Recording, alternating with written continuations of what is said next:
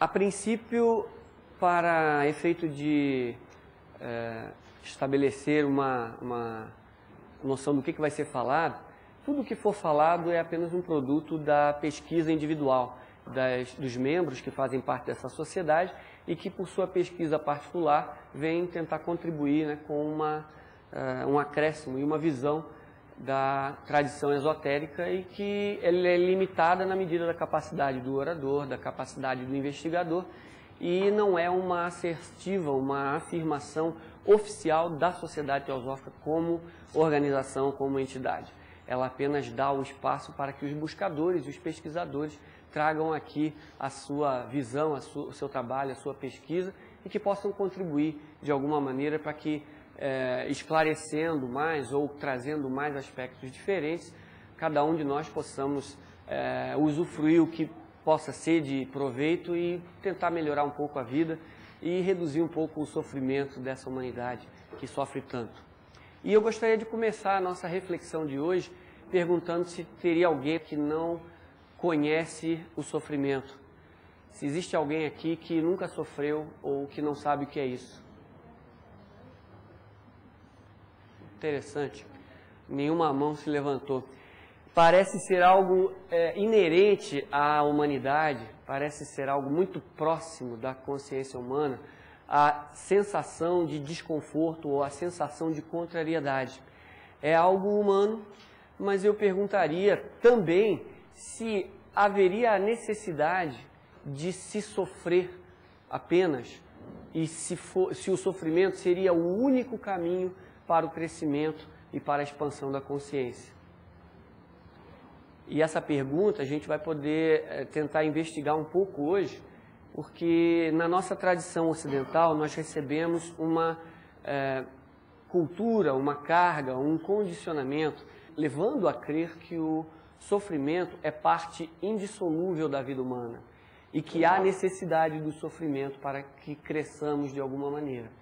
E há que se perguntar se é verdade que, através do sofrimento de um outro, como na nossa tradição, se ele sofrendo bastante, ele vai reduzir o nosso, ou ele vai retirar o nosso sofrimento porque ele sofreu bastante. Na nossa tradição é dito que a dor de um grande instrutor que veio sofrer pela humanidade redime a nossa própria dor. Mas eu pergunto a todos os ouvintes, ou todos os que estão nos vendo no momento, se o ato de haver sofrido esse ser iluminado reduziu ou suprimiu o nosso próprio sofrimento em nossa vida. Então há que se ter uma visão de objetivar uma realidade humana que é o sofrer e que o ato de um outro ter sofrido não quer dizer que agora deixaremos de sofrer.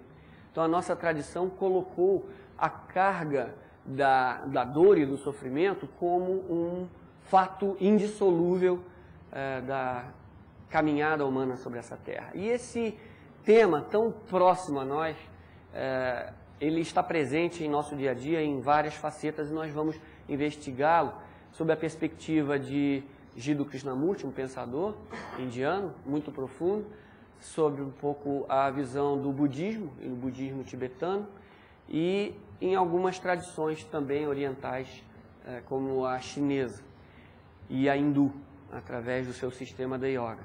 Então, o primeiro passo que eu gostaria de observar é que no Ocidente nós costumamos trazer o sofrimento para sempre na vida diária de nós, só que com uma maneira de necessidade. Há uma necessidade de sofrer. O ocidental, pelo símbolo básico da nossa tradição, que era uma cruz no início dos tempos, foi acrescentado um homem nesse símbolo com os braços abertos, que sofreu por nós. Se voltarmos na tradição, se voltarmos na história da humanidade, o símbolo primordial, antes desse mesmo ser ter passado entre nós, ter vivido entre nós, era o da cruz. E esse símbolo é universal, que indica uma natureza espiritual encerrada na materialidade. E isso é o símbolo da humanidade, onde a cruz ansata, a cruz egípcia, que está até presente no símbolo da sociedade teosófica, em que aquela cruz original, a cruz egípcia, indica que existe a espiritualidade presente, encarcerada, empacotada, limitada, condicionada pela materialidade. Então esse símbolo, que é ancestral, foi utilizado também em termos de símbolo do homem que vem ao mundo e que vem lidando com seus limites próprios, com a natureza da sua materialidade, e ele vem transcender essa materialidade, essa limitação, para que ele possa expressar todas as suas capacidades espirituais. Então o homem é inerentemente espírito encerrado na matéria. Só que matéria e espírito não são opostos necessariamente, são estados de materialidade que têm sua vibração própria, e que o estado na materialidade é um estado de busca de sensações, de experiências anímicas, e que não estão necessariamente em combinação com a natureza espiritual, que busca a verdadeira experiência, a verdadeira conexão com os mundos da realidade, que não são necessariamente tão densos e tão grosseiros quanto os níveis mais densos, os níveis chamados materiais. Existiria uma única realidade, e essa realidade é espírito que vivifica a matéria, e que quanto menos encerrado nessa matéria, mais vibrátil ele é, mais responsivo ele é. E existe o que chamamos de matéria, que é espírito apenas cristalizado, solidificado, cristalizado num sentido de não tão responsivo, não tão abrangente, não tão apto a responder às vibrações mais sutis, mais elevadas. Então, seria apenas um adensamento rumo à materialidade, ou um menor adensamento ou uma maior sutilização da sua materialidade, à medida que ele muda de estado e ele vai sendo cada vez mais identificado com o espírito. Mas o que nos interessa é entender o processo dinâmico da vida, e que na tradição chinesa, por exemplo, nós temos um conhecimento vastíssimo, e que nos mostra uma obra valiosíssima e uma referência para a tradição chinesa, uma obra chamada I Ching. Nós podemos entender pela tradução do livro, a palavra Xing quer dizer obra, publicação, fascículo, um livro. E a palavra I tem 3 conotações básicas, e a primeira delas seria a própria mutação, a mutabilidade de tudo. Tudo na vida está num processo constante de mutação.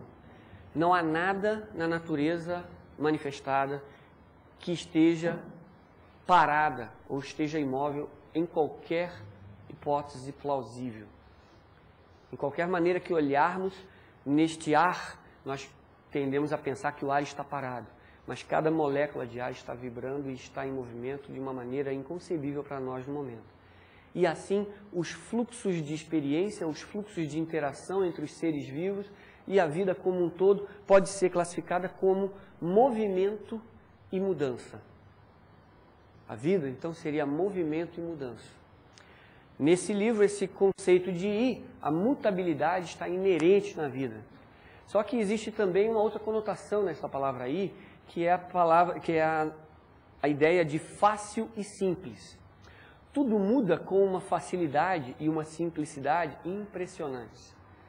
A tendência natural das coisas é modificar-se, é alterar-se, por causa do fluxo inconstante de impactos da vida, de movimentos interconectados, e que nós vamos encontrar rapidamente qualquer situação em uma nova situação, em um novo estado. Então a vida, a mudança, ela é fácil e simples. E existiria um terceiro aspecto dessa palavra I, na tradição chinesa, que quer dizer invariabilidade.